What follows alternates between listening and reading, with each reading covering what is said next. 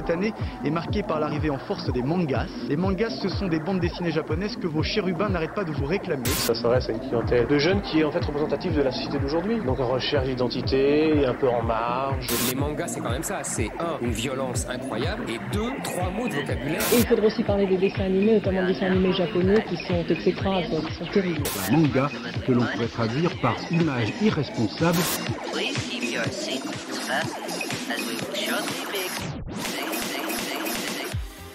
Bonjour, bonsoir à toutes les amis, j'espère que vous allez tous et toutes très bien. Bienvenue dans BAM Banger Anime Manga Masterclass, votre podcast manga et animé préféré. J'espère que tout va bien pour vous, tout se passe bien, nous ça va super. Je suis toujours accompagné des meilleurs, j'ai envie de dire. Mister Dorian, comment vas-tu Dorian? Bonsoir Elias, écoute, moi ça va très bien, ça fait toujours plaisir de se retrouver en plateau avec ces micros qui nous donnent une voix suave incroyable. C'est vrai, en mode relax.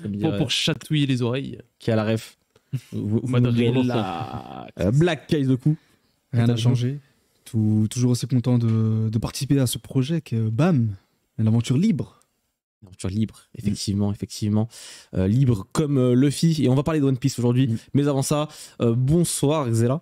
Bonsoir Elias. Ça va, tu vas bien? Écoute, ça va très bien, la vie est belle. Tout va pour le mieux. Bon, non, franchement, pas de problème. Bienvenue du coup dans cette deuxième édition de BAM qui sera centrée autour du live action One Piece qui est sorti le 31 août dernier sur Netflix dans le monde entier. One Piece, évidemment, vous ne pouvez pas le passer à côté, hein, c'est le manga le plus connu, le plus vendu dans le monde. Avant de commencer le sujet, évidemment, je vous rappelle que le podcast est tourné en live. Il y a des caméras, il y a des images, il y a un très beau plateau. Vous pouvez nous voir du coup en live sur Twitch, évidemment aussi sur YouTube pour ceux qui veulent voir de la vidéo, mais évidemment aussi en podcast sur Spotify, Deezer, Apple Podcast et compagnie. Voilà, vous pouvez nous trouver partout sur les réseaux sociaux, évidemment Team Manga sur Twitter, Banger Masterclass sur Instagram, TikTok et compagnie. Est-ce que vous aimez le nom de l'émission? Banger Anime Manga Masterclass, je pense que c'est le meilleur nom possible pour cette émission, évidemment très très sérieuse. Messieurs, on va parler ce soir de One Piece live action, One Piece d'Eiichiro Oda, évidemment, l'adaptation Netflix du manga le plus connu et le plus vendu du monde. Tout d'abord, j'aimerais qu'on parle un petit peu de la genèse du projet. Ce projet de live action, on entend parler depuis au moins 5, 6, peut-être même 10 ans, mais ça fait longtemps. On ne se rend pas compte que les toutes premières informations sont tombées, en tout cas que ça existe. Ça date d'il y a un petit paquet d'années. Aujourd'hui, on y est, on l'a pu la voir. Vous avez pu, même, je pense, vous qui nous écoutez, voir cette série. On va en parler aujourd'hui, 7 ans. On me dit dans le chat en live, donc voilà, très bien. La genèse du projet, pourquoi? Tout simplement, la première question que je vais vous poser, selon vous, pourquoi One Piece, qui est encore une fois une œuvre qui n'a plus rien à prouver finalement en termes de chiffres et de statistiques, a besoin peut-être même d'une série, d'une adaptation en série live action. Je pense qu'en termes de popularité, One Piece, ça atteint son plafond de verre. En tout cas, sur tous les formats qu'il a pu aborder, que ce soit jeux vidéo, manga, évidemment, la base, animé, film, au cinéma, en tout cas en animation, produits dérivés, etc. Je pense qu'on a fait vite le tour et finalement, la seule chose qui manquait à One Piece, c'est une adaptation en live action. Parce que c'était vraiment le seul terrain sur lequel One Piece ne s'était pas posé et finalement, c'est un des moyens de s'ouvrir à un plus large public. Est-ce qu'il n'y en a pas eu déjà un petit au Japon? Parce que pour ceux qui ne savent pas, live action, c'est courant au Japon depuis très longtemps. Théâtre, à la limite. Voilà, des pièces de théâtre où en fait il y a des petits films, par exemple, on a quoi? On a Death Note, on a même, comment ça s'appelle, le truc de tennis, ou vraiment plein... comment? Prince of Tennis? Oui, Prince of Tennis, pardon. Et plein de mangas en fait qui sont adaptés en live action, que ce soit en série ou en film, mais c'est vraiment du cinéma japonais fait pour le Japon, c'est pas fait pour s'exporter. Et donc ouais, c'est étonnant quand même que One Piece ait jamais été adapté. Enfin, étonnant. Quand on voit le travail que ça demande, c'est peut-être pas autant que ça. Effectivement. Si Shueisha aujourd'hui décide, en tout cas a envie, peut-être même le besoin d'adapter, One Piece en live action, c'est évidemment pour s'ouvrir à un beaucoup plus large public. Vous l'aurez peut-être remarqué lors de depuis la sortie, beaucoup de gens se sont mis à relire ou à lire, à découvrir, à acheter One Piece. Ça, on peut dire que déjà, la série est une réussite parce que c'était le but, je pense, premier, en tout cas du côté de Shueisha. Ça c'est sûr. Donc, c'est évidemment les raisons pour lesquelles aujourd'hui nous parlons de cette série, pour les raisons pour lesquelles cette série existe. Vous l'aurez évidemment compris. Promouvoir, évidemment, c'est pour promouvoir le manga dans une nouvelle sphère de popularité. Aujourd'hui, est-ce que on peut commencer One Piece par la série live action? Est-ce que votre maman, votre grand-mère, votre petite sœur, votre petit cousin peut commencer One Piece? En tout cas, c'est la volonté. Après, c'est bien, c'est pas bien, c'est encore autre chose. On en parlera de la série. Mais est-ce que c'est une bonne porte d'entrée pour, par exemple, Dorian, toi qui a un petit peu lu One Piece quand même le début, mais t'es moins à jour que peut-être nous autres. Est-ce que cette série, par exemple, pour toi, c'est une porte d'entrée viable pour, En termes de rythme et de format, justement, qui est plus facile, accessible, oui, ça c'est clair. Par contre, passer du live action, si tu reprends exactement au même endroit du manga, enfin de l'histoire dans le manga, ça risque déjà de faire un petit peu bizarre au niveau des changements qui ont été faits et surtout au niveau de l'ambiance. C'est-à-dire qu'il y a des adaptations, mais on en parlera un petit peu plus tard, en plus en profondeur, mais des adaptations qui paraissent bizarres en live action, mais qui en manga du coup passent totalement parce que c'est le format qu'il veut. Totalement. Vous en pensez quoi un petit peu, Xela? En fait, la série est effectivement plus accessible que le manga pour des raisons qui sont assez évidentes. Les séries sont plus accessibles que les mangas de base. Mais je pense que c'est pas forcément une bonne porte d'entrée. En tout cas, pas dans le sens que la série serait mauvaise, et elle l'est, mais parce que Il parle comme un président. Mais parce qu'en fait, elle est vraiment ultra différente de la proposition du manga ou même de l'animé. Ce qui fait que si demain, quelqu'un commence One Piece avec le live action, le passage au manga il va être tellement difficile. C'est ça. Tu parlais du rythme d'Orient, et le rythme, même le ton One Piece, surtout le début de One Piece, est tellement plus comique dans le manga. Limite que dans le live cartoonesque. action. C'est cartoonesque à fond, et peut-être plus que j'aime aujourd'hui. Oui. Mais c'est tellement différent que la personne qui aurait pu être séduite par le live action, derrière, quand elle va arriver sur le manga, surtout si, très logiquement, du coup, c'est quelqu'un qui n'est pas sensible spécialement au manga, puisqu'elle a découvert One Piece avec Netflix. One Piece, c'est tellement space que de base, sans la série, elle ne serait jamais attirée. C'est ça. Donc en ça, je suis pas vraiment d'accord totalement avec toi, dans le sens où One Piece, si t'es pas dans le train déjà, c'est que t'as pas voulu être dans le train et que tu le sauras jamais. Or, la série t'ouvre des perspectives, alors évidemment moins cartoonesques, moins what the fuck, moins farfelu, ce qui fait que peut-être le grand public peut rentrer dedans et potentiellement accrocher à la trame principale et du coup potentiellement switcher sur le manga, à voir après derrière si ça tient sur un grand nombre de personnes. Ça, ce n'est pas à nous d'en décider. Kai, toi, t'as un petit avis sur ça? Je rejoins assez Xela sur cette question-là. Ça va être assez difficile de raccrocher les wagons en commençant avec et en découvrant avec la série live action. Il y a énormément de changements qui ont été faits au niveau de l'histoire, des personnages qui ont été charcutés. Surtout que One Piece est assez connu pour revenir sur certains trucs et certains détails qui ont été introduits beaucoup plus tôt dans l'intrigue. Donc je trouve pas que ce soit un si bon moyen de découvrir la série. Enfin, en tout cas, le manga. Mais alors, vous voulez qu'on découvre comment One Piece aujourd'hui Le manga, si tu t'es pas mis, tu le tireras pas. C'est hyper accessible, mais voilà. Continue avec directement derrière, les gens vont être vraiment déstabilisés par... Déjà, en général, c'est par la transition de live action au manga, je pense pas qu'elle se fasse. Je pense que directement ils vont se diriger vers l'animé. Et là, les gens vont être vachement déstabilisés par le rythme de l'animé qui est hyper inconstant. Soit t'avances vite, enfin en tout cas au début ça allait. À un moment t'avances vite, à un moment ça ralentit. les gens. J'irais même plus loin que ça, Kai. Je pense même que le live action va devenir en fait son propre format, sa propre histoire. De la même façon, je sais pas, je vais prendre un exemple, The Walking Dead. The Walking Dead, il y a une histoire vraiment très différente entre la série et le comics, où tu peux lire le comics qui va te parler par exemple des arcs où t'es en mode, ok, t'es au début, tu lis les arcs, t'es en mode, ok, il y a Negan par exemple ou d'autres choses, mais par exemple, il y a des personnages, ils vont mourir au tout début de l'œuvre, alors que dans la série, ils meurent peut-être des fois jamais, et même inversement, et ça change énormément d'événements. C'est super bien trouvé la comparaison. Parce que il y a beaucoup de gens qui ont commencé à lire Walking Dead, qui n'étaient pas forcément sensibles aux comics et tout, surtout en France, où c'est pas un truc qui est très populaire.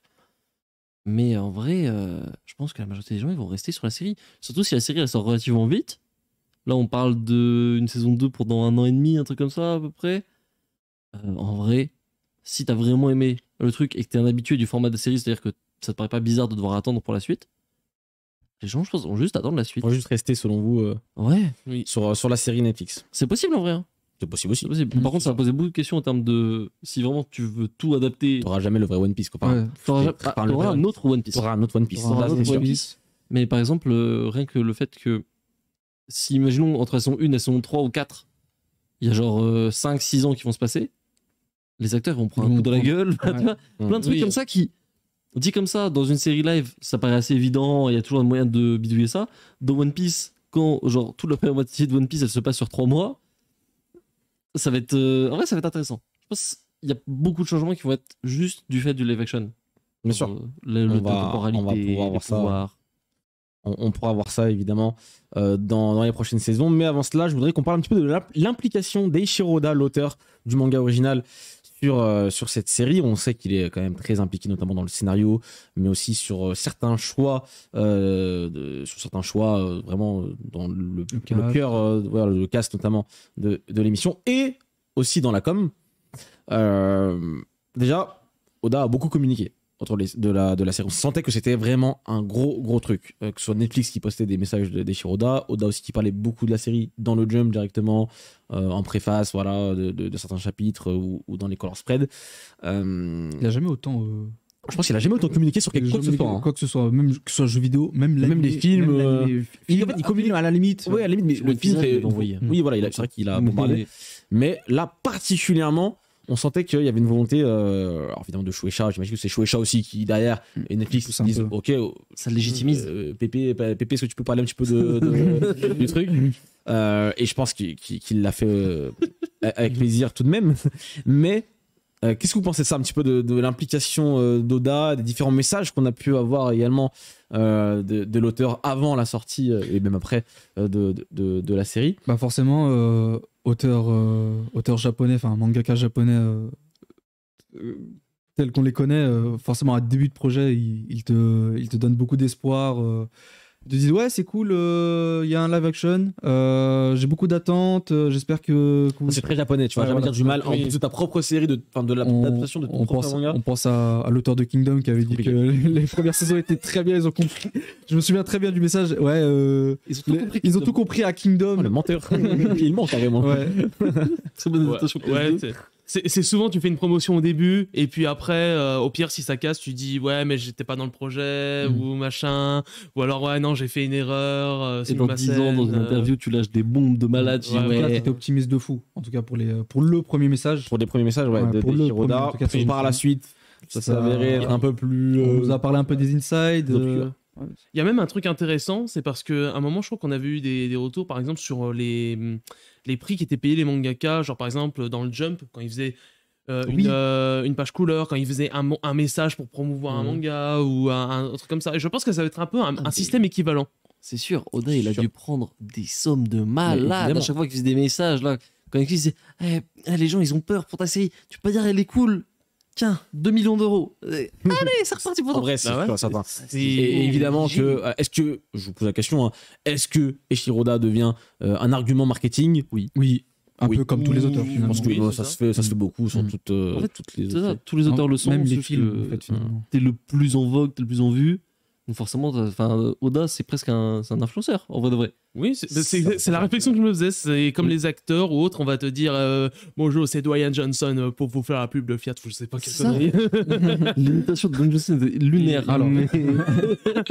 Ce sera ça pour tous les Américains. Mais non, en vrai, genre par exemple, Akane Banashi, là, qui était sorti il y a quelques temps au Japon, sur le tome 1 ou sur le tome 2, je crois, et d'ailleurs c'est sur le tome 1 en français, c'est ouais, validé par Oda, oh, ce manga est trop chouette. Déjà, The Promise Neverland aussi. c'était Ah ça. ouais, il avait fait ça. Ouais. Tu vois. Bah, Akane Banashi, Ouais, il vient de- c'est En vrai, c'est chouette. le plus récent. Pour le coup, c'est vraiment chouette, tu vois. Ça. Mais Il y en avait pas un qui avait validé Kegurabachi Non, Premier pas degré, encore. en plus. Pas encore, ça arrive, Encore. ça arrive. Ça arrive, ça arrive, du ça tome arrive. 1. Laisse les coups, laisse les coups. C'est Akutami, je call. Tite Kubo, mon digne héritier. Bon, en tout cas, Oda est vraiment derrière le projet. Ça, je pense qu'il n'y a aucun doute là-dessus. Et ils ont beaucoup joué sur ça, notamment dans la com, parce que il y a des vidéos où on voit Oda, en tout cas, on voit pas son visage forcément, mais qui parle directement à son public via l'escargophone. Ça, c'est plutôt Il pas parle pas marrant. souvent, lui. hein. Il parle pas souvent. Donc, moi, ça, franchement, Même ça à, m'a choqué. même à la radio, ils n'arrivent pas souvent à le ramener. hein. Moi, Et ça m'a encore. choqué.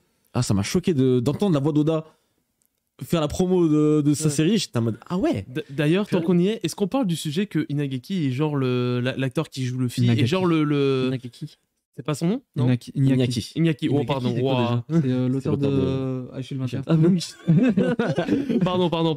Ouais, est-ce qu'on en parle que c'est genre le fan de One Piece le plus chanceux du monde? Genre, il découvre l'œuvre en jouant la série et il rencontre Oda, il rencontre la série de Luffy, c'est royal. Non, bah oui, mais ça, mais rien que ça, par exemple, tout ce truc, Voilà. Mayumi Tanaka. c'est tellement genre dans la rencontre, comment c'est fait et tout. C'est beau. Hein. Franchement, c'est stylé. hein. C'est beau, c'est touchant, mais en vrai, c'est strictement marketing. Mais Encore une fois, évidemment, c'est- oui, mais évidemment. Là, après, Oda a validé la série, c'est Oda qui t'explique 10 fois dans des interviews, c'est vraiment ce Luffy, on a trouvé Luffy. C'est le vrai Luffy dans la vraie vie. Et oh, on avait peur de pas trouver Luffy, mais on l'a trouvé direct. Enfin, on l'a trouvé après beaucoup de casting en plus. Ce qui est faux parce que Iñaki, en vrai, c'est un acteur Netflix brésilien qui est dans beaucoup de séries Netflix brésiliennes. Mais c'est. On essaie vraiment de te. Encore une fois, Oda valide Luffy, Oda valide la série. Oda valide. Et à un moment, bah, Oda, il a dû commencer à sentir que ça devenait un peu gros parce qu'il a plus validé. Il a commencé même à lui-même dans les messages à dire ah, on a dû faire des concessions. Ah, j'étais un peu inquiet. Petit à petit, on a senti que. pour Tommy le canard. Non, c'est sûr que. On parlera évidemment de la qualité de la série un petit peu plus tard.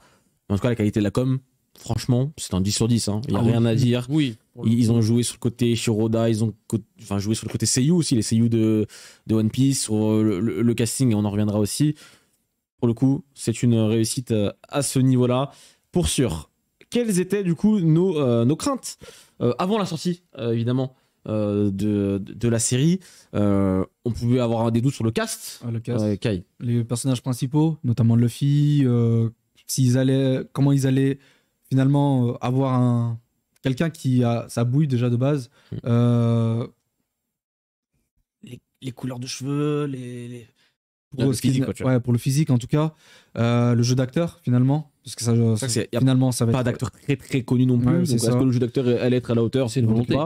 C'est aussi une volonté pour mieux incarner les personnages en question. Et finalement, comment adapter le côté grotesque de One Piece, finalement, de la variété de personnages qu'on a finalement dans la série. Il y avait aussi cette peur quand on a attendu que quasiment, je crois même tous les membres du cast principal en tout cas, n'avaient pas lu One Piece.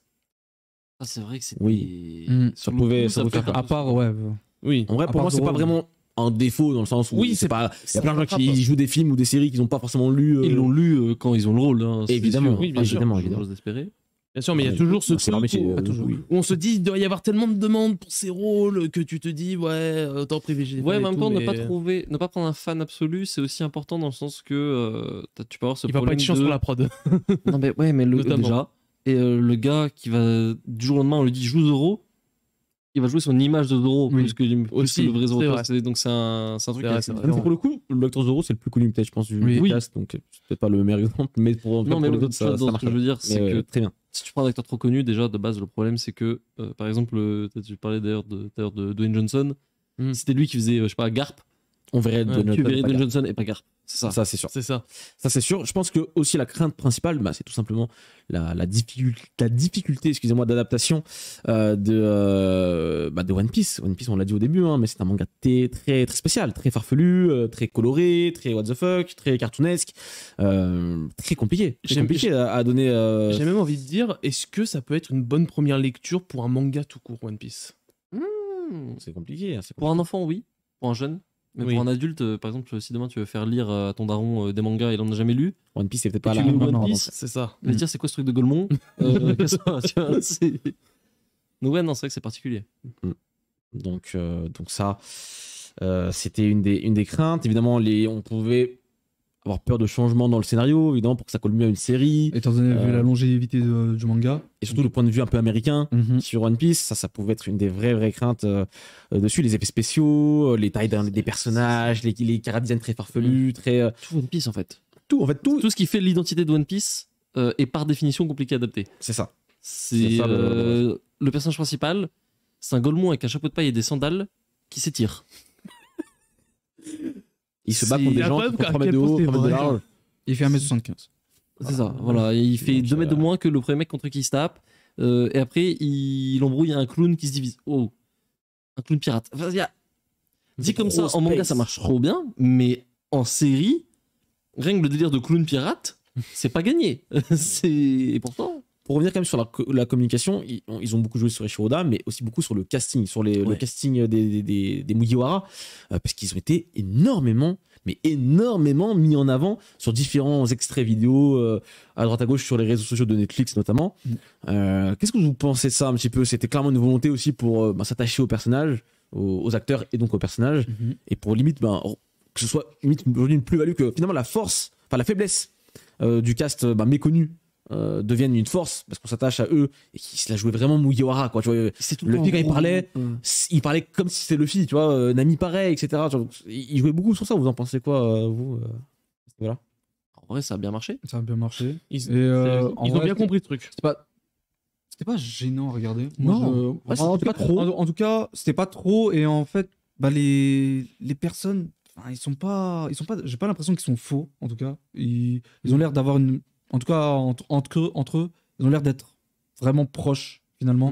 Quand tu vois leur. Quand tu vois. Ouais. Tu t'es fait avoir par le marketing. Non. Ils sont pas du tout amis dans la vie. Pas comme ça dans leur story Instagram. Arrête.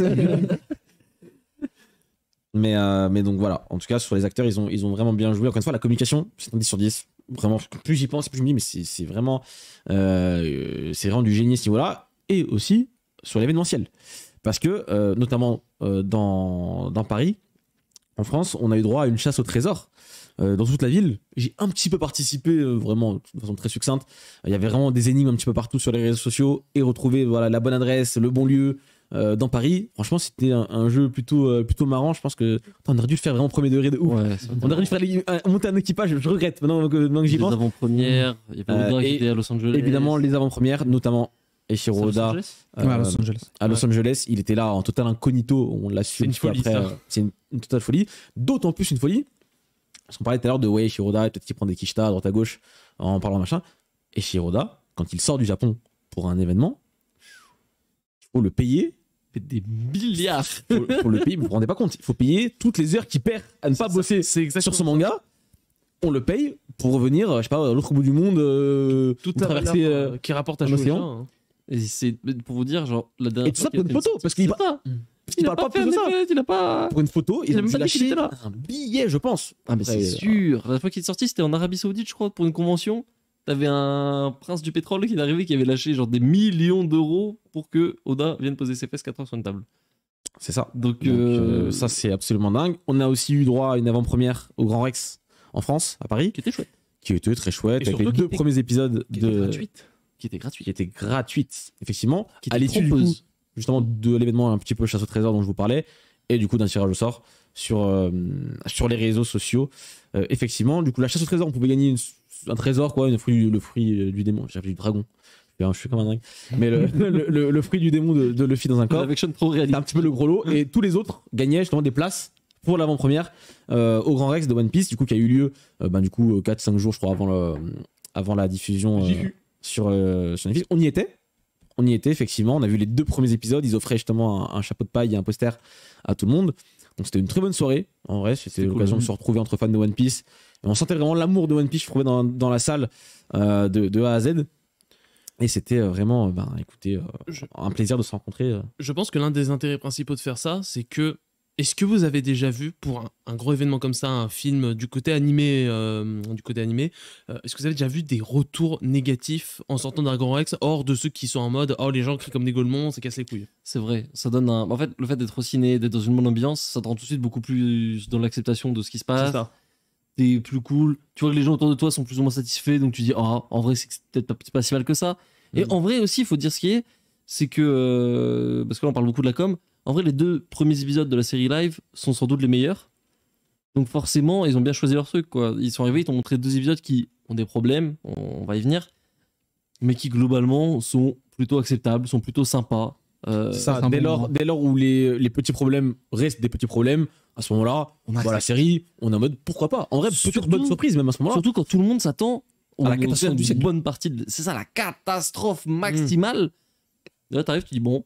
Au sortir de. C'est pas parfait. En vrai, la plupart des gens étaient quand même très satisfaits, en vrai. Ah. Mais nous, après, je pense à titre plus personnel, on était satisfaits, mais avec des petites réserves de ok, il y a ça qui va pas, on va en parler dans quelques secondes, il y a ça qui va pas, il y a ça qui va pas.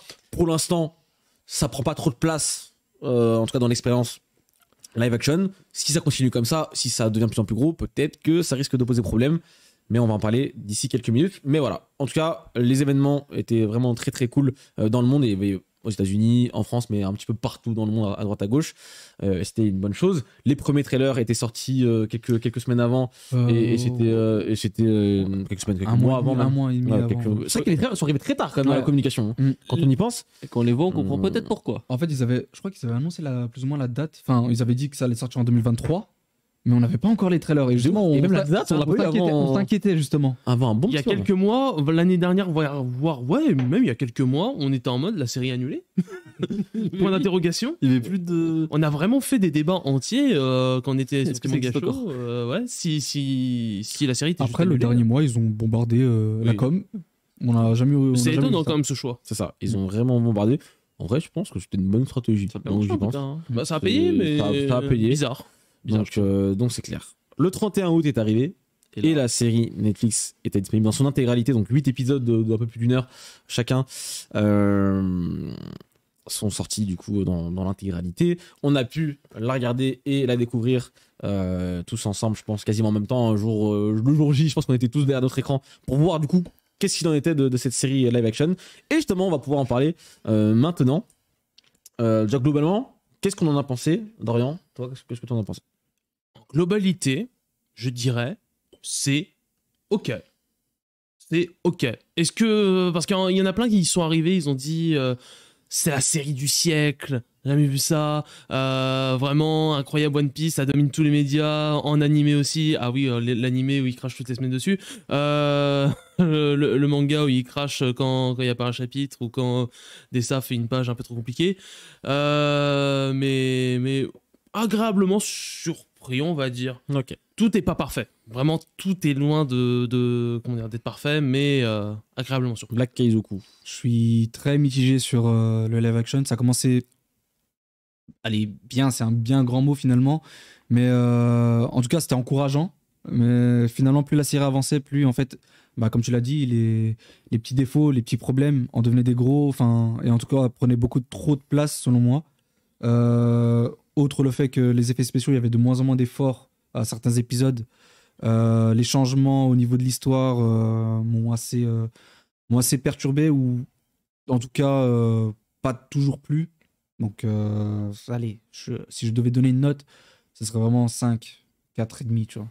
À titre personnel, je l'ai déjà dit sur mes réseaux sociaux personnels, mais pour moi le mot qui résume le mieux, et je l'ai vu dans le chat là à l'instant, c'est médiocre. Qu'est-ce que c'est médiocre, cette série live action de One Piece, et pour plein de raisons. Je pense que là, tu es d'accord avec moi, donc on va pas... C'est un naufrage. C'est un naufrage. Oui, le mot est peut-être... on peut le dire. Je l'ai réfléchi pendant longtemps celui-là, mais on va quand même expliquer pourquoi, en tout cas selon nous, même dans on va pouvoir discuter avec toi qui a apprécié du coup la série plus que nous peut-être, pourquoi on trouve cette série, oui, évidemment, qu'on trouve plutôt médiocre. Tout d'abord, On parlait du cast et des jeux d'acteurs. Dans la globalité, moi j'ai trouvé les jeux d'acteurs plutôt moyens, moyens vers le bas même. J'ai pas eu de grandes performances de cinéma devant mon écran. Je me suis pas dit, ah ouais, lui il joue vraiment bien. Mais au contraire, je me disais souvent, bizarre. Tu vois, genre le Luffy, il veut trop faire comme dans le manga, mais ça le fait pas quand il commence à crier, wahou, machin, tout seul comme ça dans son coin.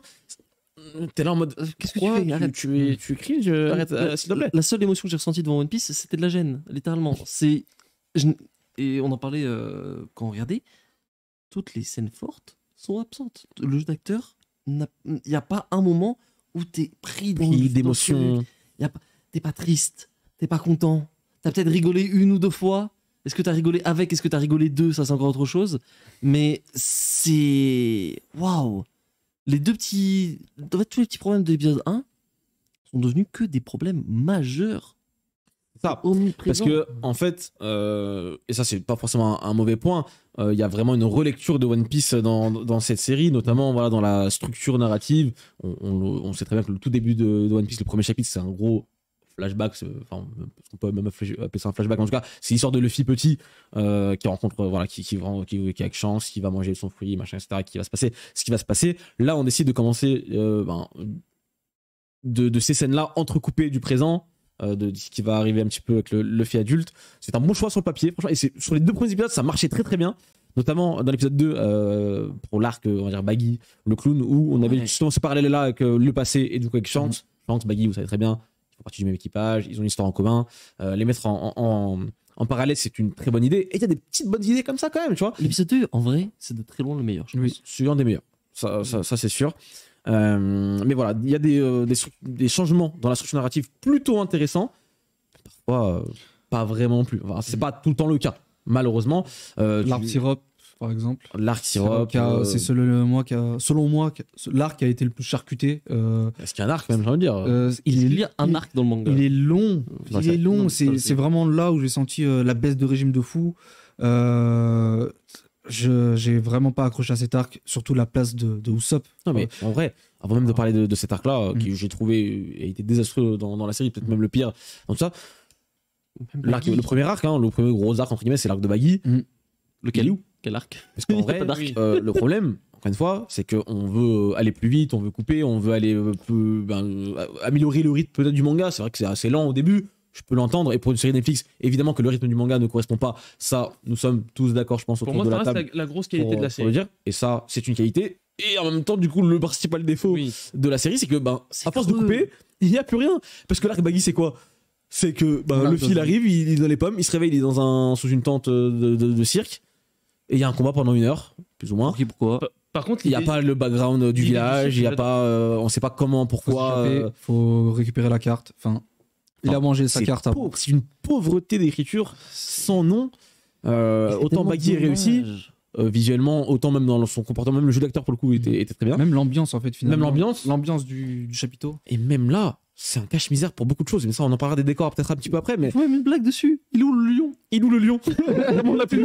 On a enlevé les 3/4 des personnages principaux en tout cas de l'équipage de Baggy. C'est pareil pour l'arc Syrup juste après et les autres arcs juste après.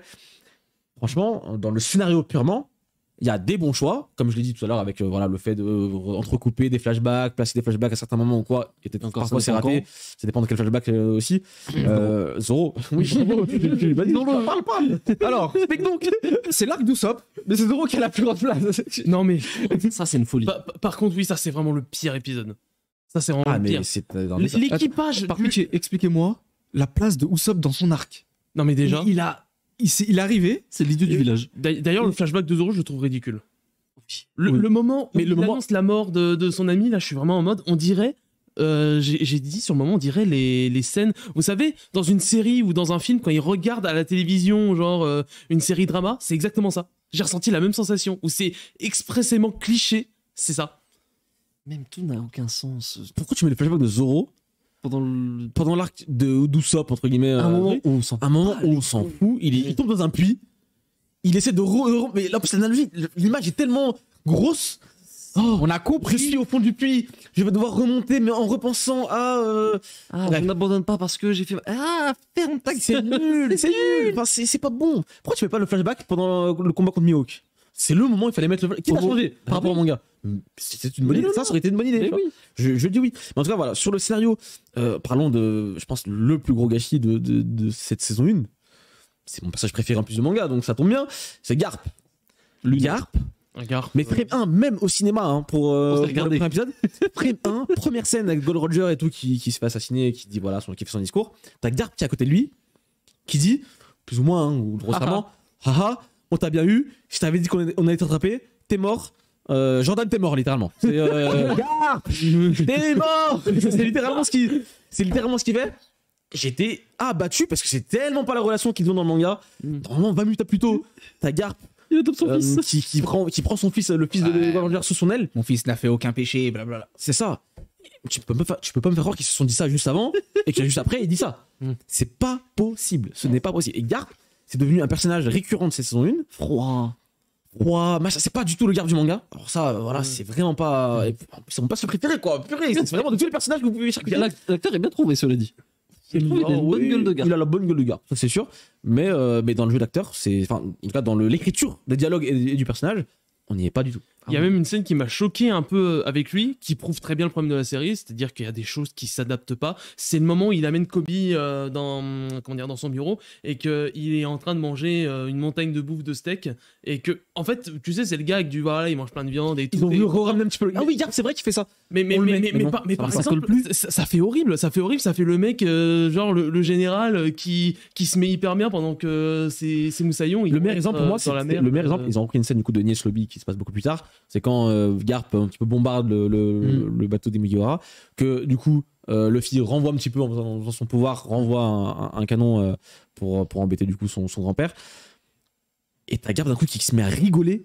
Mais comme il le ferait dans le manga, tu vois, il se met à rigoler d'un coup. Et j'étais en mode, c'est cringe de malade, mais qu'est-ce qu'il est en train de faire? C'est pas. Non, t'as essayé là. En fait, je me suis rappelé que j'étais Garp du manga. Je rigole. Et après, je redeviens le mec très sérieux, très machin. Not bad, boy. Oh, c'est. Wow. En fait, ça n'a pas de sens parce que depuis le début, t'es pas en train de tester ton petit-fils ou quoi. T'es en train d'essayer de le goumer sérieusement. Tu veux couler son navire, tu veux le buter. Ça fait 25 jours que t'es en train de le courser. C'est pas genre tu l'as croisé et vas-y, on va le mettre un petit coup de presse pour rigoler. Après pas aussi la place de Garp et de Kobe, en tout cas de la marine, qui vient la Team Rocket. Entrecoupée. Elle est tout le temps là. Ça veut, la série veut aller vite pour, entre guillemets, compenser le problème du manga. Mais la marine vient justement casser un peu le rythme. En fait, je comprends la problématique. C'est-à-dire que dans une série, oui, tu as des personnages qui sont récurrents. Généralement, tu les revois à chaque épisode et on suit un petit peu l'histoire d'un tel. Game of Thrones, par exemple, c'est le meilleur exemple, je pense. T'as 20 personnages et on va suivre en intercoupé. Voilà, ils sont même pas au même endroit. Mais en vrai, c'est ça le problème. C'est qu'il n'y a rien à raconter avec la marine parce qu'à ce moment-là, ils ne font rien. Ils cavalent derrière le pied. Ils cavalent et encore, on les voit pas. Enfin, oui, si on en voit certains, mais pas Kobe en tout cas. Enfin, on voit Kobe à un moment et après on le voit plus. Dans une série, c'est vrai que t'introduis un personnage important comme Kobe et dans le manga, tu le revois plus du tout jusqu'à dans longtemps dans le manga. Garp, on le voit pas du tout, en tout cas au début du manga. Ils ont voulu en faire des personnages principaux, mais qui n'ont rien à raconter avec. Et du coup, chaque scène avec Garp et Kobe, j'étais en mode, on se fait chier. En fait, on se fait chier totalement. C'est vrai. Mais il y a rien à raconter. Mais j'ai quand même aimé cette opposition entre Luffy et Kobe qui se retrouvent à la fin. Le problème, c'est que s'ils suivent le manga, Kobe c'est ciao hein, à partir de la saison 2. Ou alors par contre, s'ils continuent, ils se disent on prend des libertés et on va vraiment montrer une vraie opposition continuelle entre Kobe et Luffy, ça peut avoir du potentiel. Moi je pense qu'en vrai ils vont plus le ramener avant longtemps. Dans le sens où vraiment à la fin on sent qu'ils disent au revoir. Ils arrivent sur Grand Line. Et qu'ils ont fait la saison 1, on a donné le cachet aux acteurs pour la saison 1. C'est très bien, on a rentabilisé le billet. Et maintenant on peut passer à autre chose. Mais pour moi c'est un vrai échec, la marine en tout cas dans cette série. C'est un vrai échec. Inexistante enfin, le côté un peu trahison dans l'arc de Nami. La marine qui avait un peu magouillé avec Arlong, etc. Ça, c'est inexistant. La marine, elle est. C'est à la limite Morgane qui est vachement noire. C'est ça, et même Morgane, on comprend pas trop vraiment pourquoi, comment on n'est pas. C'est juste un mec un peu trop autoritaire, entre guillemets. Vas-y, il met un peu trop bien son fils. Il a fait. D'ailleurs, il est un peu nerveux. Inexistant avec son background avec Kuro. Ils ont enlevé ça. C'est moi qui ai tué Kuro. Il s'est dit une demi-phrase, on s'en fout. Et en fait, le truc, c'est que la marine, tu peux pas le percevoir comme un antagoniste vraiment. Parce que les mecs qu'on voit, la majorité, ils sont plutôt sympas. Ils ont des intentions qui sont relativement louables. Les gars, il y a Baggy qui vient de raser un village, je pourrais peut-être aller le fumer. Oui. Enfin, la corruption, si tu la vois pas, du coup, tu perds complètement ce côté, les bons marines, les mauvais marines. C'est creux, en fait. Et je pense que c'est le problème global de toute la série. C'est creux. Les thèmes sont pas là. Le ton n'est pas là. Et même, parce que ça ne raconte rien. Pour revenir sur l'arc Baggy, parce que moi, ça m'a choqué.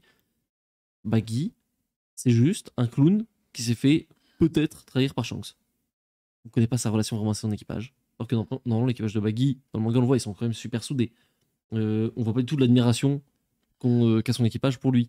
Alors que c'est On voit pas l'équipage. On voit pas l'équipage. Il n'y a pas d'équipage. Ça commence par là déjà. Il n'y a pas d'équipage. Il n'y a pas de. Enfin, il y a tellement de trucs qui vont pas. Il n'y a pas d'histoire. Il se passe rien. Tu parlais de l'arc Syrop. Ça, c'est une folie. Kai. aussi. Ouais, c'est une folie. On parlait évidemment de Kuro quand il bouge. Waouh. C'est Oh, bizarre. Ça, c'est autre chose. Mais vraiment. L'équipage de Black Cat en général. Il y en a deux. Quel équipage? Ils sont deux. Ah bâtard, on est deux. Ils sont littéralement. Et leurs costumes sont dégueulasses. C'est même pas des personnages les plus intéressants du manga là-bas. C'est ça que j'ai Kuro, faut en parler. Kuro, il a des gants de furie. Kuro, il a des gants de furie. Est-ce que vous l'avez vu à un moment? Il a vraiment des gants de. On parlera des costumes. On parlera des costumes et des décors. Fursuite, cet enculé. Mais ouais, les effets spéciaux aussi. On en parlera un petit peu plus tard. Mais l'arc Syrop, j'étais en mode. C'est là que j'ai vu les limites du truc. Genre vraiment, j'étais en mode. Ah ouais, non, ça va pas être bien là. Là, ça va vraiment pas être bien. Le même couloir. Encore et encore. Ils ont fait genre la maison elle bouge. C'est le même couloir, chef. À quoi tu joues? Elle joue Barsos. Et après, ça repart dans la cave et on tourne dans une pièce de 5 mètres. Et il y a que des trucs comme ça. Et même, c'est vrai qu'on a question, mais il n'y a pas de décor. Tout se passe tout le temps de nuit. On peut en parler maintenant, si tu veux le dire. Mais le cache-misère de malade mental qu'il y a sur toute la série. Où est le budget? Rendez l'argent, hashtag rendez l'argent, je suis désolé. 18 millions. On me parle de la série la plus chère par épisode de l'histoire devant Game of Thrones. Où c'est passé? Me dis pas dans les bateaux par pitié, je vais tout vous insulter, c'est pas possible. Vous voulez dire que le Pogmeri a coûté 18 millions par épisode? C'est totalement faux. Les décors, tu en parlais, c'est toujours dans des lieux extrêmement fermés. On parlait de Baggy dans la tente, on parlait de la maison de Kaya pour l'arc d'Usopp. Et son jardin. Il y a quoi d'autre après? C'est le Barati. Le Barati, je sais, ça se passe dans un univers encore une fois très sombre, très fermé. Le Barati, il a 80%. Et même quand tu crois que ça s'ouvre un petit peu, c'est faussement vrai. Que ce soit dans l'arc Morgan, où ça se passe en vrai dans une petite cour de 4 mètres carrés, et pour Arlong, on voit vite fait le village. Il y a 2 maisons qui sont retournées pour dire oh, il est venu casser des maisons. On n'en voit que 2. Et ça s'arrête là. En fait, et on va à Long Park, qui, ok, peut-être un peu réussi. C'est tout ce truc, mais encore. Kokoyashi, en vrai, c'est la même chose que Morgan, en vrai. Oui. C'est vraiment 4 maisons. Ils sont là. Il y a 4 maisons. Il y a la maison. Et si tu regardes bien, tu feras pause. Tu regardes, les maisons, elles sont un petit peu retournées comme ça pour dire c'est faux. On n'aime pas fumer les maisons vraiment. C'est faux. Quand Nami elle sort du chapiteau, oh ils ont rasé la ville, les enfoirés. Il y a 2 maisons. De face, on voit 2 maisons qui sont cassées. Et encore, on voit même pas. En vrai, tu m'aurais dit que c'est une décharge, c'est de la tôle qui est posée vite fait comme ça. Arlong est censé racketter le village de Kokoyashi pour vivre à moitié. Tu rackettes qui? Il y a 3 mecs. Waouh, on a récolté 3000 berries ce mois-ci. C'est nul. C'est trop. C'est trop dans la pauvreté des décors et des costumes aussi. Hein. C'est vrai, bon, les costumes sont plus. La table de Zoro qui se plie. Voilà, sont plutôt réussis, mais c'est vrai qu'à un moment, par exemple, on voit, je crois, c'est combat contre Morgan, je crois, où on voit Zoro faire une petite roulade un petit peu par terre et on voit son sabre en plastique, ce truc en deux. Alors évidemment, pour les besoins évidemment techniques, de mettre dans sa bouche, de manière à aller vite, que ce soit en plastique, il y a pas de souci. Et faites en sorte que ça se voit pas trop. Mais les sabres ils se cassent aussi contre Mihawk. Du coup, l'autre gros problème, c'est du coup, c'est les effets spéciaux. À commencer par Luffy, je pense. C'est la base. Si tu réussis pas Luffy, tu réussis rien, je pense pour moi. Et Luffy, je suis désolé, c'est pas réussi. Ça devient de moins en moins bien. Enfin, je sais pas si vous vous souvenez du combat de Luffy contre le premier combat de Luffy contre Arlong. T'as Luffy, enfin, ils sont vraiment de profil. Et genre, t'as Luffy, il donne des patates. Et en fait, le point, il fait ça devant l'écran. Enfin, il passe vraiment premier degré devant l'écran. Si tu regardes, c'est toujours de la cache-misère. On voit pas vraiment, il fait un truc comme ça. Et après, c'est directement grand. On voit pas vraiment les trucs. On voit toujours jamais rien. On voit jamais rien. Le décor, la ville, le village, on voit pas vraiment. Les effets spéciaux, les pouvoirs des personnages, on voit pas vraiment. C'est que Baggy où ils ont vraiment fait une démo. Baggy, par contre, ils ont fait. C'est vrai que c'est l'exception. Il y a peut-être 18 millions qui sont passés sur Baggy. Hein. L'acteur est bon, le costume est bien, les effets spéciaux marchent. Pas la Baggy Ball. Les effets spéciaux font un peu peur. Mais je pense que le plus gros point faible, finalement, on n'en a pas parlé. Mais le plus gros point faible de cette série, c'est la réalisation. La réalisation. C'est vrai, je pense pas, j'ai pas fait d'études de cinéma, mais je suis quand même capable de voir que là, il y a un problème. Comment ça se fait? Arrêtez de que cadrer tout comme ça. Les plans de la série se ressemblent à ça. C'est des gros plans. C'est des en fisheye. Les moments en fisheye. Il y a un flou un peu bizarre derrière. Contre-plongée, toujours. C'est un podcast du Go tout seul en 2008. Oui, c'est vraiment ça. Oh purée. C'est un petit peu en contre-plongée comme ça. Très gros. Non, non, pas pitié, arrêtez. Il n'y a aucun plan. 2 fois, 10 fois. Il n'y a aucun 50 plan fois. iconique. Il n'y a rien. Il n'y a rien, c'est d'une pauvreté sans nom sur la réalisation. Le caméraman il bouge, il meurt. C'est ça, ils essaient de faire des trucs parfois, mais moi je suis désolé, c'est vraiment pas ça. C'est pas digne d'une série qui coûte aussi cher, c'est vraiment pas digne de One Piece en fait, j'ai envie de dire même à ce niveau-là. Moi je suis abasourdi, je suis abasourdi qu'il n'y a pas autant de monde que ça qui en parle sur les réseaux sociaux, j'ai l'impression que c'est passé à la trappe. Les gens se concentrent sur l'aspect adaptation. C'est ça. Un peu comme la sortie du film de Death Note. Je sais pas si vous vous souvenez, tout le monde était là, oh mais c'est pas Death Note, c'est pas Death Note. C'est pas Death Note, mais en vrai, Ryuk, bon, c'était ce que c'était. Mais le film, il tenait la route, on va dire. C'était pas glorieux, mais voilà. Là, t'enlèves l'aspect One Piece, t'enlèves le fait que c'est une adaptation. C'est qui le Golemon qui a filmé ça? Ça ne va pas. Ça ne marche pas. C'est nul. Genre, cinématographiquement, c'est nul. Il y a juste dans les combats où je trouvais que ça allait. Dans les combats, le fil est tout le temps en arrière-plan parce qu'il faut pas trop montrer que ses bras ils s'étirent mal. Non. C'est vrai que le truc des sabres de Zoro, ça peut se fixer normalement. Tu fais de la post-prod, tu mets un effet spécial, voilà, c'est fait. Oui, c'est un oubli, ça, je pense. Nami, MMA, option bâton, c'est pas trop pourquoi. Non, je pensais plus. Je pensais plus les combats de ça. Bah, genre par exemple celui contre Morgan où je me disais ah c'est pas mal. Ça passe. Tout n'est pas nul. Mollasson. Mais dans les chorégraphies, Oui, pas... quand on parle des effets spéciaux, on peut parler des chorégraphies, etc. Ils utilisent beaucoup les câbles pour faire sauter les personnages, les faire voler. Ça se voit. Et qu'est-ce que ça se voit?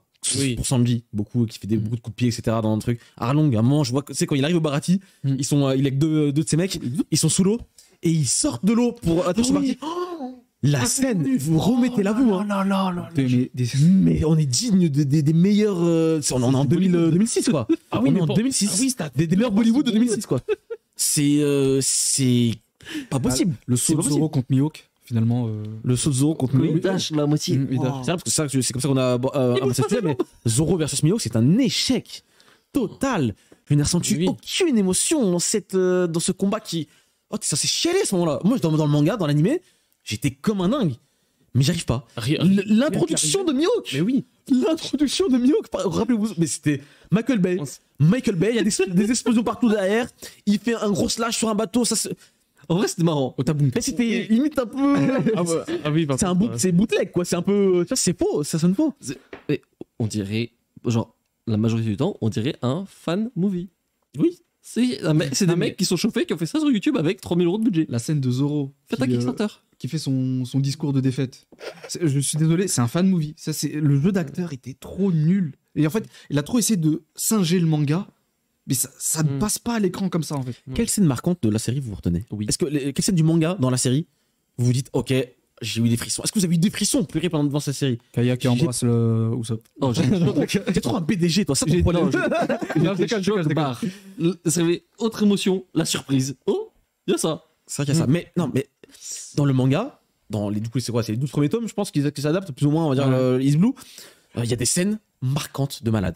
Que ce soit Zoro qui mange les onigiri par terre par rapport à la petite fille. Que ce soit, je sais pas moi, le fille Mihawk, on en parlait, Nami qui pleure, le chapeau, machin. La marche vers... Il y a des scènes...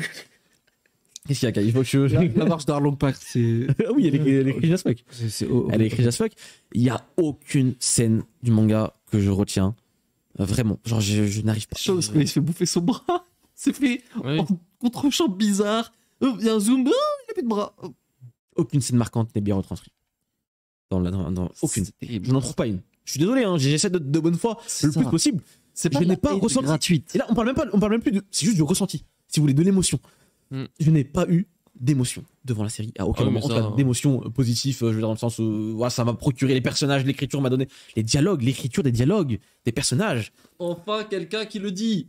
On parlait de Garde tout à l'heure où c'est vraiment n'importe quoi, mais pour les Mugiwara, que ce soit pour certains des antagonistes, non. Mais tout le passage où Zoro il se monte la tête tout seul. Ouais. Mio, je vais le fumer. Ouais, je vais le goumer. Alors que 3 secondes avant, il dit non, je veux pas raconter mon passé. Non, je suis pas un mec comme ça, machin. T'as Mio qui marche, et là. Les gars, en vrai, je suis sûr que je le fume. Et il se chauffe tout seul pendant 24 heures. Et y a personne dans la vraie vie. Ça n'existe pas. Imaginez, demain, je sors dans le couloir, on croise Francis Ngannou, je reviens, je fais, les gars, je pense que je peux le taper.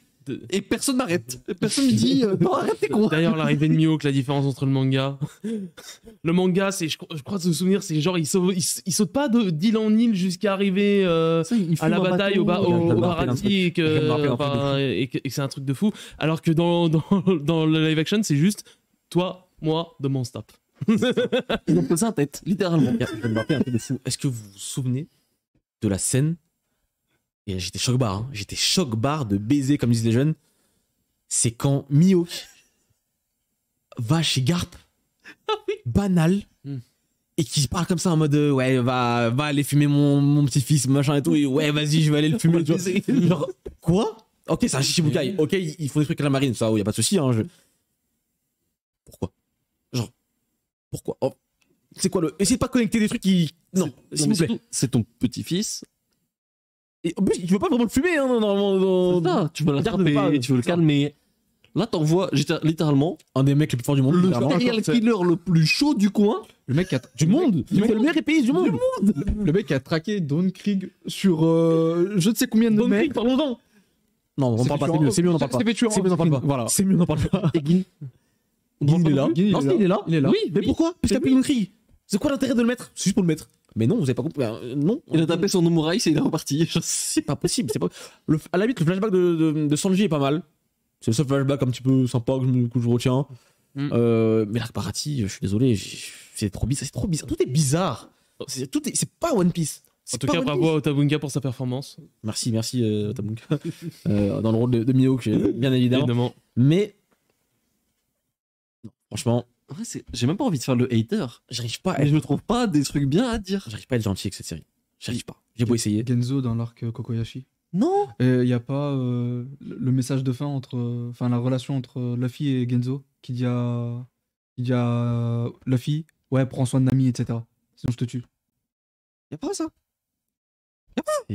C'est une pauvreté d'écriture sans nom. Les relations entre les personnages. C'est que le début. Et c'est que le plus simple à adapter. Et le gros problème, c'est que One Piece, c'est une série qui est basée en manga, hein, j'entends. Tu poses des fondations, des trucs solides, des personnages, et après tu les fais marcher entre eux. Tu construis sur ces fondations. Là, les fondations sont tellement médiocres, sont tellement instables. Vous pensez que tu vas vouloir ajouter quelque chose là-dessus, parce que rien que Baroque Wars, quand il va falloir ajouter du Baroque Wars, parce qu'il va falloir ajouter Drum, quand il va falloir faire des rappels à X, à Y, à machin, quand ça va croiser chance. Mais ça ne marchera jamais. Parce que là, tu peux changer des petits trucs dans l'histoire. Mais quand tu vas devoir changer littéralement tous les arcs, parce que tu as changé des trucs avant, et qu'à la fin, avec tout pisse, parce que ça n'a plus rien à voir, c'est un drame. Il y aura les géants Little Garden, effectivement. La sale gueule de Tony Chopper. Oh purée. Ça, on en parlera la saison 2 et des suites un petit peu vers la fin. Vous pensez qu'ils vont choisir qui pour le rôle de. Quelle actrice pour le rôle de on en parlera après, c'est un des sujets d'après. Mais non, franchement, je suis désolé, hein, mais le plus dur reste à venir. C'était finalement peut-être même. C'était plus facile à adapter finalement le début quand il pensait les pouvoirs encore à peu près corrects. On parlait de Kuro tout à l'heure. Les effets spéciaux sur Kuro. Quand il se déplace comme ça. C'est cheap de malade. Pourquoi Django, qui est un des passages principaux de l'arc, on le voit dans une des affiches de recherche, il est pas dans l'arc. Pourquoi? Parce qu'il est dans course. Mais par contre, on met les deux chats bizarres qui servent à rien avec des costumes dégueulasses et ça raconte rien, ils sont là, ils sont nuls. Ça donne rien, ça donne pas envie. Franchement, ça donne pas envie. Il y a rien qui m'a fait envie dans cette série. C'est dur. Franchement, c'est dur, on est dur. Mais en même temps, on dit ce qu'on pense. On est juste, en vrai, on est honnête. On a voulu l'aimer à un moment. Hein. Franchement, au début, on voulait ne pas l'aimer. Après, on s'est dit, peut-être que finalement, j'ai envie d'y croire. Et on est passé par plein de phases un petit peu comme ça. On l'a vu. Et non, je peux pas dire que c'est bien. Et pour du coup, je vous pose la question. Parce que j'ai l'impression que une grande majorité de personnes ont aimé ce live action. Pourquoi? Comment se fait-il? Est-ce qu'on est fou? Ou est-ce que peut-être c'est un vrai banger et une vraie masterclass? Mais J'ai pas l'impression, enfin, C'est de ce qu'on dit. disaster class de l'année. Et en plus, petit truc, c'est qu'on n'a pas dit, les gens étaient là, waouh, c'est le plus gros. Non, c'est pas un succès de fou. Ça C'est fait le ça meilleur fait- live action de manga. Non. Non, déjà, mais ça, déjà l'argument il est con. Oui, les autres live action ils sont nuls. Mais moi, je pense que vraiment, premier degré, hein, si les gens aiment autant cette série live action, c'est parce que Il y a écrit One Piece. ils se sont tellement auto-persuadés que toutes les adaptations de manga étaient vraiment horribles. Ce qui n'est pas le cas. Dragon Ball Evolution, on voilà, le en regardait. standard. On n'a pas regardé. Dès qu'on est un petit peu correct sur le visuel, un petit peu correct sur tout le reste, tout de suite, C'est du cinéma c'est occidental, donc c'est plus un accessible. banger et c'est la meilleure série. Parce que l'argument, c'est quoi? C'est parce que c'est la meilleure série live action de manga. Non. Il y c'est a un faux. peu ça, et aussi une sorte, comment dire, les fans de One Piece s'auto-convainquent en mode One Piece, ça a rien raté, l'animé masterclass, le manga masterclass, live action masterclass, tout a été conquéri. Il y a un peu cette guerre d'ego interne limite où il n'y a pas d'adversaire, c'est en mode regardez One Piece c'est le mieux parce que blabla machin et Shiroda Never Miss. Voilà, c'est ça. et c'est, Je pense qu'il y a un peu de ça aussi. En tout cas, c'est ce que j'ai constaté sur les réseaux. Non, ouais, je pense qu'il y a un peu d'auto-persuasion, c'est sûr. Mais je pense aussi que c'est juste les gens ont un standard super bas pour des raisons mystiques. Il n'y a aucune raison d'être. Enfin, en fait, si tu peux pas te dire, ouais, tous les autres live action, ils puent la merde, alors que T'aurais pas vu déjà. factuellement, T'as pas, c'est t'as faux. pas vu, c'est faux. Tu mens. T'as vu Dragon Ball Evolution Et Death Note de Death Note, Netflix, voilà. Et voilà, c'est tout. Et encore, Enfin, tu les ça as fait pas, marre. tu les as pas forcément regardés, t'as vu des screens passer sur Twitter, voilà. en plus. En vrai, pour la défense, pour faire un peu avocat du diable, je trouve que la série se regarde, tu vois. Je suis vraiment pas d'accord avec les gens que j'ai lus sur les réseaux qui disaient 8 sur 10, 10 sur 10, la série, vraiment, ils sont trop respectés One Piece. Non. Par contre, oui, ça se regarde en divertissement. Ça se regarde. C'est pas. Ouais, mais tu sais que moi j'ai eu du mal à relancer des épisodes. À chaque fois des épisodes, j'étais fou. C'est fini pour aujourd'hui. On verra plus tard. Moi, tu vois, il y a juste J'ai tout l'épisode- il y a juste sur l'Arcus Up où j'étais vraiment pas chaud de continuer, mais il y a d'autres épisodes où je me disais, bah allez, je vais regarder un autre et puis je Usopp, vais aller c'était faire autre chose. l'arc Usopp, c'était vraiment une Oui, patate. non, Ah, C'était vraiment c'était une une patate. purge, hein. Ah, c'était dur. C'était très Non, dur. moi c'est très dur à avancer. le passer, hein. J'arrivais pas. C'était dur de le passer. C'est là où j'ai fait le plus de pauses pour le coup. Non, c'est clair. C'est clair, franchement. Cette série, il y a beaucoup de choses à dire. Et encore une fois, One Piece, c'est une œuvre tellement riche. Tellement de personnages. Tellement d'écriture de personnages dans le scénario. Tellement de finesse aussi dans l'écriture. Parfois, ça, on n'en parle pas souvent. Pourquoi Nami n'est pas, dans le manga en tout cas, pourquoi Nami ne vient pas avec les autres gars pendant l'arc Arlong, son arc du coup, où elle est un petit peu un des personnages principaux. On la ramène pas à Long Park. On la ramène pas à Long Park. Pourquoi? Parce que c'est sur le lieu de son traumatisme. On va pas Exactement. l'amener chez Ça, le mec qui l'a on détruit tout ce qu'il y a de son passé, tout ce qui est dur dans son passé. Quand, je suis désolé, mais moi c'est la scène la plus symptomatique de cette idée-là, c'est que quand Luffy rentre dans Arlong Park et il rentre avec Nami pour se battre contre Arlong, et que Nami elle est là, elle explique que oh regarde Luffy, c'est là que je dessinais mes cartes, que j'étais forcé de dessiner mes cartes pour Arlong, parce que le truc dans le manga, dans l'animé, Luffy il est tout seul face à Arlong, il voit ça, il se dit purée, mais c'est là en fait qu'elle était un petit peu enfermée pour faire tout ça. Il comprend de lui-même et il détruit le bâtiment entier pour dire on détruit tout le passé de Nami pour repartir de plus belle et aller de l'avant. Quand il met Et KO. tu le comprends sans qu'on te le dise. Là c'est gros, avec des gros sabots, on vient avec des gros sabots te dire hey, regardez, je suis une amie, donc je suis une femme et je suis une femme forte, donc je dois me battre avec les mecs parce qu'on peut pas rester en arrière. Ça c'est Netflix, c'est la spéciale. Mais au-delà de ça, c'est une fois un petit peu de finesse d'écriture s'il vous plaît, un petit peu de subtilité, un petit peu de c'est dur, c'est dur. Franchement c'est dur. On est dur mais on est honnête. Franchement on va pas faire semblant de... On va pas faire semblant. Banger ou Masterclass? On va même pas le faire, je pense, parce que ça sert Ni à l'un rien, ni l'autre. Disaster en fait, on a dit ce qu'il y avait à dire, je pense. Mais globalement, c'est un petit peu voilà, notre avis sur tout ça. Est-ce qu'il y a d'autres choses qu'on n'aurait peut-être pas forcément dit? Il y a tellement de choses à dire. Hein, C'est très nul. Oui, d'accord, ok, mais sur le fond, peut-être. Les attentes finalement pour la suite. Avant ça, je vais sur la série proprement parler. Il y a tellement de choses à dire que en fait, j'avais plein d'idées, plein de trucs. J'ai pas tout noté, malheureusement. Moi, hors d'Usopp, Et par contre, en termes de, comment dire, de gueule, de costume, etc., Usopp, ça va. Par contre, son arc, bah, voilà, catastrophique. Et comme j'ai dit, vraiment, l'équipage du Black Cat avec Kuro et ses deux acolytes, quoi, leur costume, c'est la parfaite raison qui prouve que One Piece, c'est pas fait pour du live action. C'est que tu vois, tu compares avec le manga, t'es en mode, ouais, ok, tu vois, ça passe, c'est cartoonesque, et puis voilà. Sauf que dans le live action, tu te dis juste, c'est quoi ces Golemons? Pourquoi ils s'habillent comme ça? Force à la Frankie Family. C'est La Frankie Family, ça va être quelque chose, hein, en live action. c'est vraiment juste un mauvais costume, genre en mode, j'ai trouvé 3 trucs dans mon placard, je les ai mis, et voilà. dans le chat, pour ceux qui nous regardent en live, on nous dit vous n'avez pas parlé de la musique. Laquelle? Il n'y a pas de musique. Voilà, À la fin, il y a le thème. J'avais oublié aussi. J'ai oublié. Mais laquelle? Elle est où la musique? Est-ce qu'il y a un thème marquant? C'est tellement. Le thème le plus marquant, c'est la reprise de Pudding 1 qu'on voit une fois dans la série. Ils ont tapé À la playlist toute fin, ouais. pirate ambience sur YouTube. Genre, c'est. Et l'Insert Song qui n'est même pas placé dans le fait. Dans la série. Qui est placée en ending du dernier épisode. Elle est super cool, hein. Mais elle est en ending. Peut-être que c'était aussi ça la meilleure chose, quand ça s'est enfin terminé.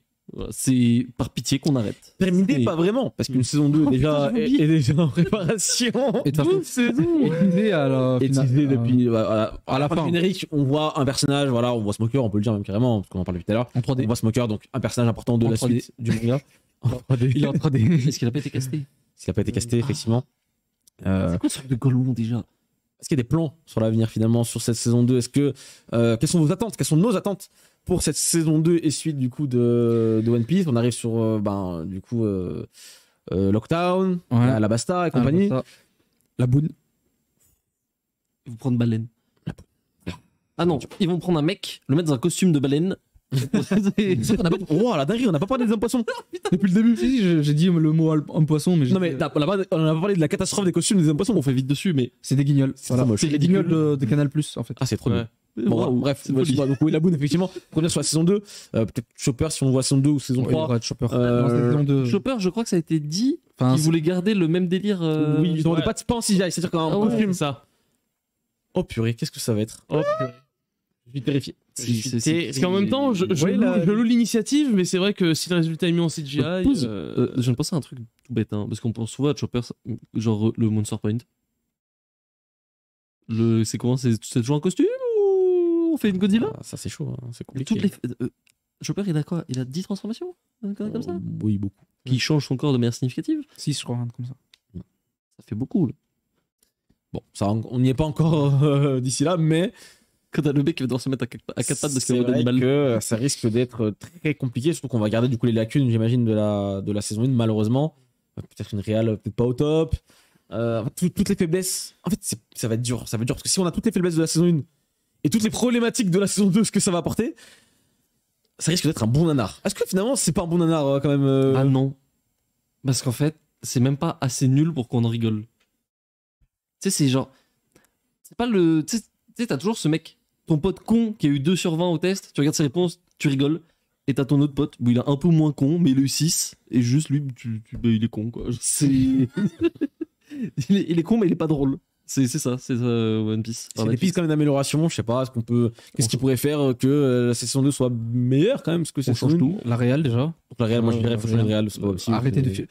Netflix, ils ont ce problème d'avoir toujours les mêmes matériels pour filmer. Du coup, en fait, leurs séries, elles se ressemblent toutes. Oui. Donc, c'est hyper problématique. Donc, déjà, faites un effort par pitié pour la réalisation, c'est plus possible. Les décors, vous allez passer à Alabasta, vous pourrez pas y échapper, les gars. Pose-toi dans le désert. S'ils adaptent le. C'est très bien. S'ils adaptent la patate de Luffy sur Vivi, pour moi tout est pardonné. En live action, oh ce serait magnifique. Non mais oui, ça va être Le fille qui décoche sa meilleure golden à une gamine. Vivi, t'es mort. En plus, Oh les canards. non, mais comment, Oh, comment ils ont fait pour rater Kokoyashi, en fait, en termes de décor? Tu vas à Haïti, c'est fini, frère. Il y a 15 maisons qui ressemblent à Kokoyashi. En fait, Littéralement, Où est l'argent? tu vas dans les Ouais. Caraïbes, c'était là-bas. Où est l'argent? Il y a des maisons de pirates là-bas. C'est simple. canon. La dernière chose je pense qu'on va après s'arrêter là, mais où est l'argent? Tout simplement, où est l'argent? Dans la poche des chiens. Mettez l'argent dans. Peut-être, en fait, c'est peut-être ça. Hein. C'est peut-être que la licence chez Shueisha coûte cher, sûrement, très certainement, on imagine. En attendant, je ne vois pas l'argent dans les budgets. Dans les décors, excuse-moi. Je ne vois pas le budget dans les décors, je ne vois pas le budget dans les costumes, je ne vois pas les budgets dans les effets spéciaux. Si vous, dans la réal. Dans la réal, c'est pas question d'argent, c'est une question d'un bon réalisateur. ils pourront jamais rater Drum. Parce que tu vas dans n'importe quel village des Alpes, t'as Drum. Je t'en supplie. Et non, ce sera tourné à Los Angeles, Voilà. dans un studio. Mais ce que t'as dit avec Eiichiro Oda, c'est aussi le problème que ça va être parce qu'ils sont en mode on veut faire 12 saisons.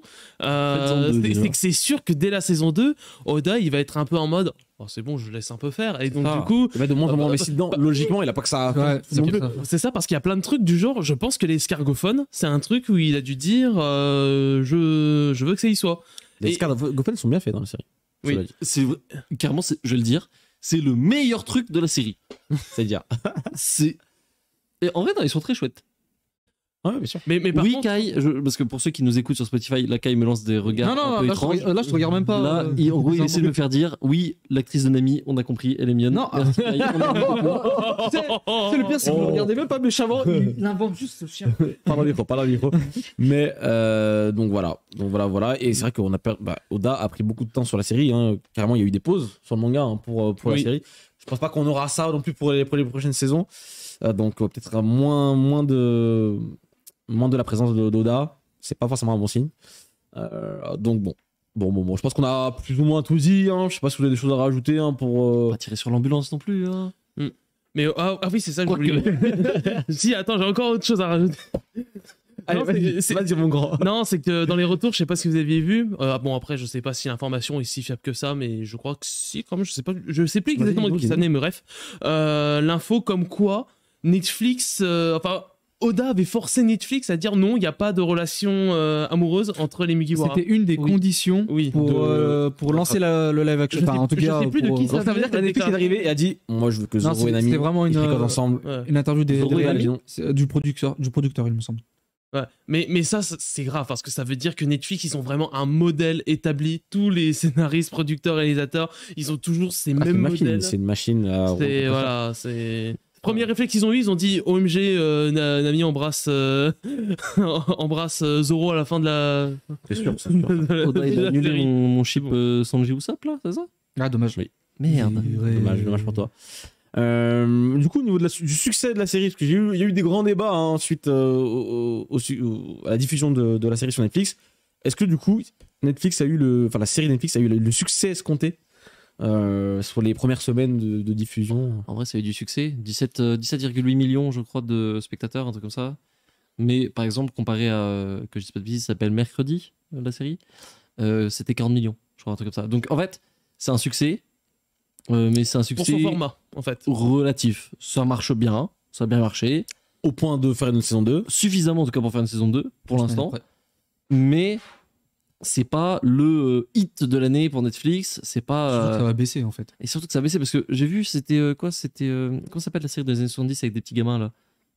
Ils sont. Stranger Things. Ouais, Justement, je voulais en parler parce que Stranger Things, donc voilà, c'est la série qui rapporte le plus à Netflix, mais c'est aussi la série qui en coûte le plus. Et c'est pour ça que ça m'a étonné qu'ils ont bien confirmé la saison 2, parce que comment dire, la série One Piece, ça coûte quand même très cher, donc. Attends, c'est pas possible. Comment ça se fait que Stranger Things, la des saison spéciaux incroyables, des décors incroyables, des costumes, c'est pas une réalisation, des couleurs, et c'est moins cher par épisode que One Piece? Non, vous pouvez pas me le faire à moi. C'est pas possible. Il y a une couille dans ce Mais ils ont fait des bateaux. Non. Il y a un problème. Il y a un problème. Ils ont fait des yachts ou quoi pour on va mener l'enquête, on va retrouver l'argent et on va le redistribuer au peuple. Faut rappeler un truc simple, c'est que le studio derrière, c'est je crois Tomorrow Movie Studio, un truc comme ça, qui sont derrière l'adaptation de Cowboy Bebop, qui pour le coup était un vrai banger. Non. Bonsoir. Non. La régie s'est levée. Non, du coup, non. Bizarre. La régie s'est levée. Il y a un lien du coup de corrélation, peut-être pas. La régie a un flingue. Mais bon, ça, voilà. Je pense qu'on a plus ou moins dit tout ce qu'on voulait dire sur cette série. Finalement, qu'on a trouvé très médiocre. Encore une fois, c'est le mot. Bon, j'ai commencé avec ça, je vais finir avec ça. C'est la médiocrité qui surplombe le reste. Je pense qu'on va pouvoir s'arrêter là. On était aigris, hein. Putain, dès la deuxième de BAM, on est déjà aigris comme ça. C'est vrai. Des trucs bien, c'est avec plaisir qu'on en parlera. Oui. Prochaine fois, on essaie de parler des trucs qu'on aime bien. Allez. Parce que quand même là, c'est vrai qu'on a déversé notre haine. Au pire, on mettra en 3e épisode. Comme ça, les gens, tu vois. Non. Deuxième. Non, mais vous comprenez pas. Oda Never Miss. Vraiment, masterclass. Banger. Du coup, One Piece, banger ou Disaster Class? On va pas faire le débat. Mais juste parce qu'on a assez tout dit, donc. Disaster Class. Bang, Disaster Class. On tend plus vers le Disaster Class. Hein. Oui, voilà, c'est ça en fait. Effectivement, je pense qu'on est dans une maxi Disaster Class pour le Disaster Class d'or pour. Vas-y, trinquons pour One Piece Live Action. Le baril. Et puis voilà, on va pouvoir du coup s'arrêter là pour le deuxième épisode de Banger Anime Manga Masterclass. Bam, votre podcast anime manga préféré. Encore une fois, vous pouvez nous retrouver sur nos réseaux sociaux, Team Manga, Banger Masterclass, surtout les différents réseaux. Nous suivre en live Twitch. Il y a une vraie plus-value à nous suivre en live Twitch, donc venez pour ceux qui nous écoutent en podcast ou sur YouTube, parce qu'on va continuer le live, débattre un petit peu avec vous. Là, on va discuter un petit peu de la série, je pense, avec le chat. Donc il y a une vraie plus-value. Et du coup, on vous souhaite une bonne journée, une bonne soirée à toutes et à tous. Et on se dit à la prochaine pour BAM. Des bisous. Bam. Bisous.